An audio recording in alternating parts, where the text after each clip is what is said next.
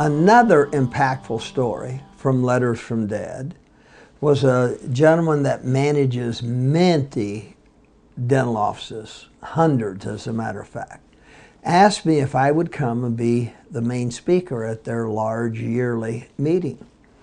And he said, Duke, I want your title to be, who's going to be sitting in the front row of your funeral? And I said, okay. He said, I know that's a statement you make quite often, that we need to invest in the people that are going to be sitting in the front row of our funeral. He said, I also know that in there you talk about Letters from Dad and the impact that's had on your family. So I want you to do two things. I want you to give your personal testimony, how you came to know Christ. Second thing is, I want you to tell them about Letters from Dad. And I said, well, Ken, I'm very willing to do that. You know that's my heart. But out of those hundreds of dentists that rely on you for financial help and running their offices, many of them are not Christians. It may be offensive to them. He said, I don't care. He said, I see you stand up for Christ. I'm going to do the same thing. So with that, I gave my personal testimony, and then I talked about Letters from Dad. And he was right. As I recall, 12 to 14 men and women got up and left because they felt it was a little offensive to them. But I want to tell you what happened, because Ken called me on that Saturday following when I talked on Friday.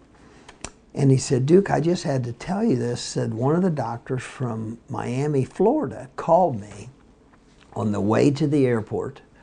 And he said to me, Ken, I want you to tell that Heller guy, I'm going to do that thing he suggested on Christmas Eve night. After we get home from church, I'm going to have a letter written to my wife, my oldest daughter, and my two twin daughters. I'm going to give those to them on Christmas Eve and have them read them to me. And he said, I just want you to call that Heller guy and tell him that. Well, Christmas Day in the afternoon, that doctor called Ken back and he said, I want to tell you the impact that had.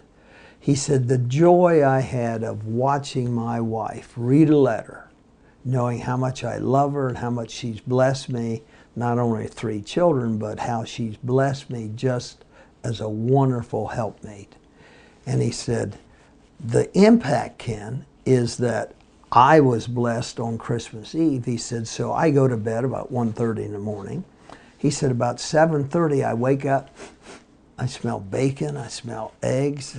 What? I've got 3 daughters. They always sleep in Christmas Day. He said, it's 7:30 in the morning. He said, well, I go down. They say, Dad, sit here, have your breakfast, and then we've got a gift for you. And he said, so I ate my breakfast. They gave me a cup of coffee, put me in a chair, and then they handed me letters. They'd stayed up all night writing me letters, and I had to read them out loud. Well, when I wrote a letter to them, that was impactful. But when they wrote one to me, I'm telling you, that was life-changing. Said I cried, my wife cried, and he said it was just pure love that we had. Well, 2 weeks later, he calls Ken and tells him something. And so Ken immediately calls me and said, Duke, I want you to get your son Rob. I want to meet you someplace and tell you what happened. I said, well, okay. And so we actually did meet.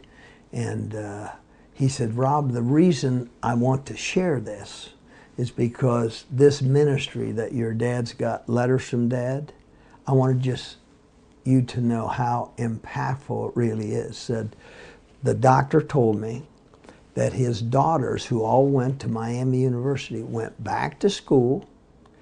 And he said the oldest daughter, of course, she was a senior. The 2 younger twins, they were freshmen.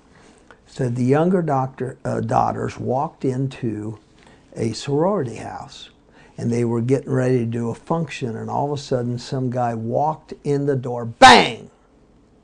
With that, one of the daughters says, Julie, I love you, tell Mom I... And this man had killed one of them. And he says, I want you to tell that Heller guy, I knew how much my kids loved me, but when my daughter was gone, the fact that I could read that letter over and over and over again, he said, you need to call that Heller guy and tell him that.